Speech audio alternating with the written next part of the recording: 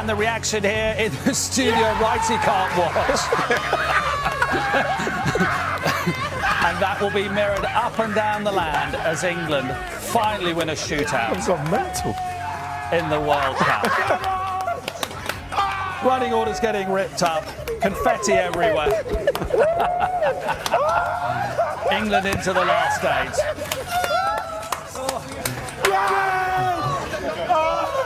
It's relief as much as anything else. Gary's got Righty's glasses on.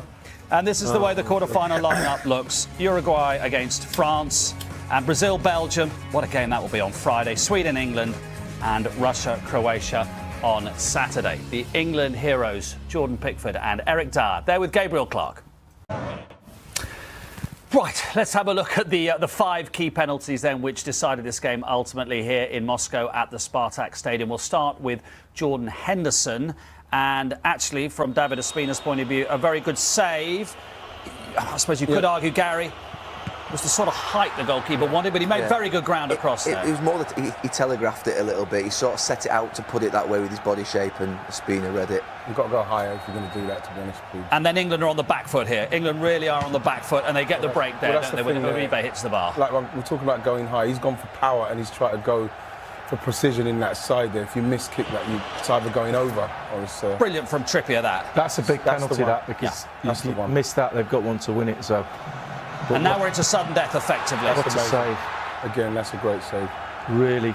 And he's not high enough, it's not in the corner enough, and like you said, he's got the agility. And I know a lot of people are talking about goalkeepers coming off the line, but actually you can see he had one foot on the line, didn't he, as the ball was hit, and then the pressure is on Eric Dyer to win it. And he gets a hand on it, Ospina. Just get a little something on it. Who cares? Yeah. But it's in. To be honest, he should have done better without Ospina, but I'm not too fast. And then there's the bundle. There's the relief. That's what it means. And this is what it could mean, because you talked about the mentality making or breaking this team potentially. Yeah, absolutely. And I think even in his interview then, Jordan Pickford, when he was saying we knew they had the game, and I wish he'd have told us that going into extra time, and then we could have calmed down a bit. But I think that there is that belief going through the team that it's easy to say after when you've won, but I genuinely believe that those players, yes, they had that dip in extra time, and then we're going in, we thought maybe they're losing it a little bit, but we said at half-time they could come again in the second half of it, and to be fair to them, they took it right to the end, and the penalties were brilliant. They've put themselves right through it by conceding that last-minute goal, but having come through it the way in which we have, in terms of winning on penalties, they'll come out of it better than they would have done if they just won 1-0 with a mature, professional, really good performance it was. Having come through that difficult moment, the first period of extra time, and then come through a penalty shootout, the confidence, the belief, the sort of inner resilience will be so much more than if we just won the 1-0. So they'll be that much better for it. You wouldn't want to do it. You wouldn't want to push it on anybody. But actually, if you're looking at us going as far as you can, what you're saying is it's not a bad thing at all. In fact, it might be a real positive. For the experience for those lads, I mean, a lot of them are still very young. You know, Eric Dyer said, I've never been in a situation like that in my life. Well, he has now. And he has now. He has now. So that's a big learning. Obviously, it was worrying when we didn't attack like we should have. I thought the final third, some of the balls and the way we played, and when they scored, we were on that back foot. But you know something, I had a feeling. I just had a feeling that we was going to do it today. When I saw Jordan Henderson's one miss, I still had a feeling. But you're guessing, really, aren't you? I just don't want to go through that. I honestly don't. You might have to again. I honestly can't deal with that. The next few days are for Gareth and his staff to look at the performance, because you can pick holes in it, but all of that's out the window now because of what they've just done, and then they'll analyse that and say, why did we start to lose it a little bit? Why were we poor in the last third, or not as good?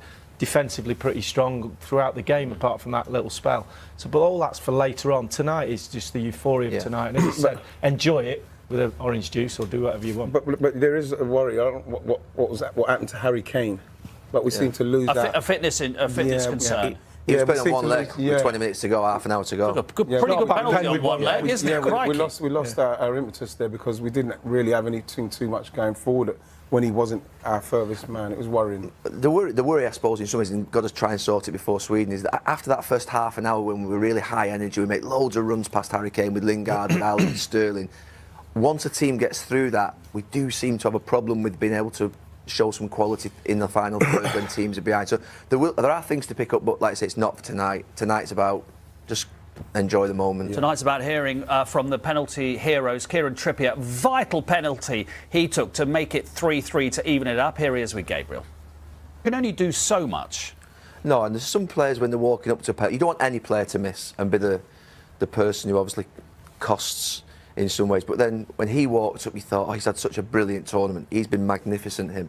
I thought before the tournament it'd be safer to go with Cahill at centre back and put Walker on the right, but he's been absolutely wonderful, game in, game out, and he's stood up every single time, and he's growing and growing and getting better and better. Now, delighted for him. You're going, please don't miss. You don't miss. You don't miss. I'll tell you what you see when you're seeing a penalty shootout. You look for things that people do, and when Jordan Henderson was coming up for keeping the ball up. Yeah. That just worried. I just thought, no. There's a.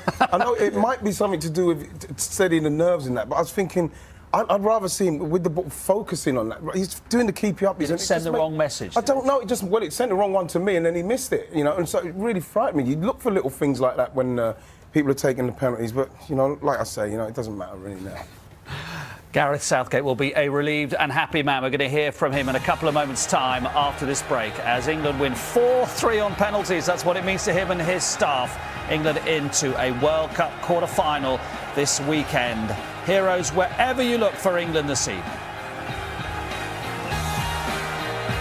Southgate, Ian, so much work has gone into owning the process. Do you want to expand on what he means by that? I think it's the whole thing, from the halfway line all the way to walk. Probably the practice that you've been doing, the confidence, like we heard Kieran Trippier saying, the penalty he's been taking, that's the one he's been taking all the time. Being confident enough to go and do that, and doing it from the halfway line to the penalty spot with everything that's going on, and taking the penalty and scoring it. Yeah, and what it means is when there is another penalty shootout for England, which there will be probably sooner rather than later, these players can draw on that. They know that they've won. Owning the process, they know that it has worked before, rather than thinking, oh no, it's penalties, we all know how this ends. Absolutely, and that's what experience is all about. Good ones and bad ones, and we've had a few bad ones, and now we've got something to look back on and say, actually, we can draw on all that experience. And sometimes you do have to draw on your bad experiences in order to get stronger. And it's about time that we stepped up to that next level. And I'm going to eulogise about Gareth Southgate. Every single word that comes out of that bloke's mouth when he's talking about the England team, how calm he is, could have quite easily got carried away there and he's already thinking about the game. He's just so measured in everything he does, and I think he's done a brilliant job in keeping the game plan and making sure the players stick to it as well. What I'm most happy about for him is that he took a risk against Belgium, and he believed in his approach. And sometimes when you have the right approach, you sometimes don't get the results that go with it. Tonight, if we'd have lost, people would have said, planning to go ahead, getting carried away, defeat against. Should have concentrated on momentum and all those sort of things. But sometimes he made a bold decision. He made a risky decision, and it did bring with it some sort of. There was an opinion, a sense of opinion from a lot of people saying it's the wrong decision. He's now justified. He has a quarter-final against Sweden versus a quarter-final against Brazil. Now, Sweden are a dog of a team to play against, and it'll be tough on Saturday. But they haven't got Neymar, they haven't got Coutinho, they haven't got Jesus, they haven't got those players to come off the bench, Firmino.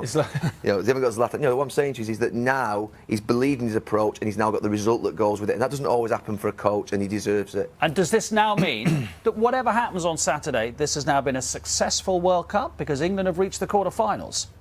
Yeah. Well, yeah, of course, because people before that, they were just talking about it was only Tunisia and it was only Panama, but you just beat what's in front of you. And then, like Gary said about Belgium, but now we've beaten the Colombia side. Yes, they didn't have their main player, but we're there. I think we should, like Dicko was saying, just be in the moment of where we are now. Let's deal with Sweden now.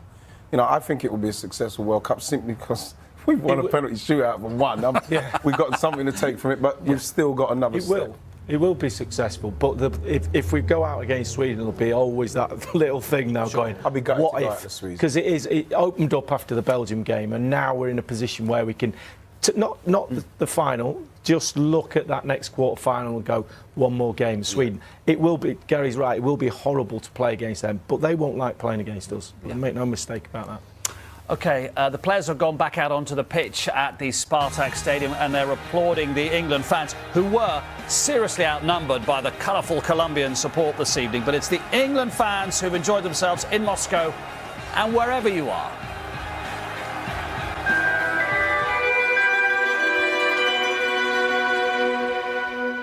I said before the game that the England supporters in that stand behind the camera were massively outnumbered by the Colombia supporters, but how the English supporters are celebrating now, you can probably hear them now.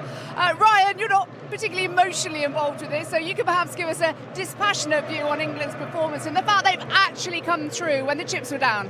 Yeah, I think overall they deserve to come through. They were the better team. Colombia, poor, especially the first hour. Some of the antics were not great either. And yeah, credit to Jordan Pickford because he took a bit of stick in the last game for some of the saves that he made. But tremendous penalty save, brilliant penalty save. It was outstanding. What can this do for England now? The fact they have got over that psychological hurdle perhaps of actually winning a shootout. Well, I think if you go to penalties again, we'll have that confidence because I've got to say, the penalties were good. Even Henderson's was a good save from Ospina. He probably read it. But the penalties were excellent. They kept their nerve. But I tell you, in the game, we were excellent. We were a far better team. They found it very hard to penetrate. We had a lovely balance. We looked like we can always go out and play. We had possession of the ball, but we were good defensively. Harry Maguire was sensational defensively and with the ball. And I tell you, that confidence now that we'll gain. We've got Sweden in the quarterfinals of the World Cup, and we've really got to take that confidence into the next game because we are a very good passing team. We've got movement, we've got young legs to get back and defend. We showed good character, and that will give them the great confidence with experience in what Colombia threw at them because they were a little bit niggly. They wanted to get us rattled, and we kept our calm. What will they take out of this, Ryan, in terms of the positives, obviously the result, the psychology, etc., but in terms of tactics, what do they maybe need to think about, and perhaps is the midfield something they might need to address? Well, maybe substitutions because in the end the substitutions killed the balance of the team because England were on top with Sterling, with Ali, with Lingard in that midfield, that energy that they bring. Perhaps they didn't have the best of games, but the energy that they brought and the pressure that they have defensively is strong. So yeah, tremendous performance and massive confidence going into the big game. Yeah, I'll tell you what, they can enjoy this tonight. They're going to enjoy it tonight. We're not used to this. It's 2 years ago that Glenn and I were pitch side after the Iceland debacle. This feels so very different. Let's see what they can do after this. Gareth Southgate with nearest and dearest in the stands at the Spartak Stadium. A huge sense of relief, of excitement and anticipation looking forward to the last 8 at the weekend. You wanted to say something about Harry Maguire, actually, because Glenn mentioned it there about how well he played defensively and his passing as well. I was going to mention him, and I'm glad that Glenn did because he deserved a special mention. Sometimes you think about a performance of where someone goes from being, are you sure about him? You've still got to ask the question before the tournament, is Harry Maguire going to be good enough to be an England centre-back? And you see a performance like that tonight was absolutely brilliant. Courage, stepping into midfield, authority, really fantastic. I remember watching it. I was doing a bit of MK Dons and I watched him at Sheffield United. He'd get the ball and he'd just go through the team.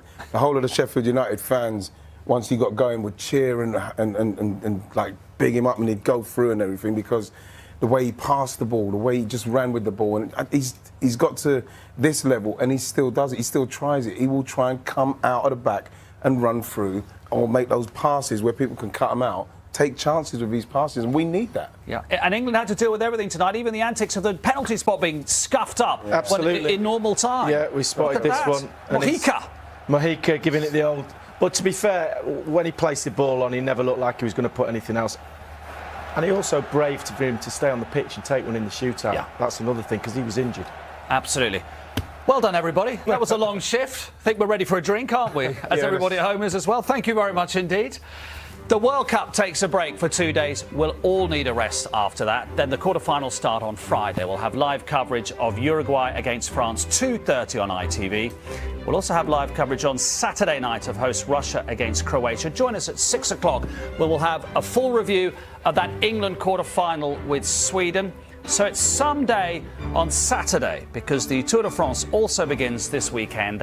ITV4 has extensive daily coverage through to the conclusion on the 29th of July, 9:30 Saturday morning. So, spot kick sensation at the Spartak Stadium. England have won a penalty shootout at the World Cup for the first time ever. It's Sweden in Samara on Saturday. Sleep well if you can.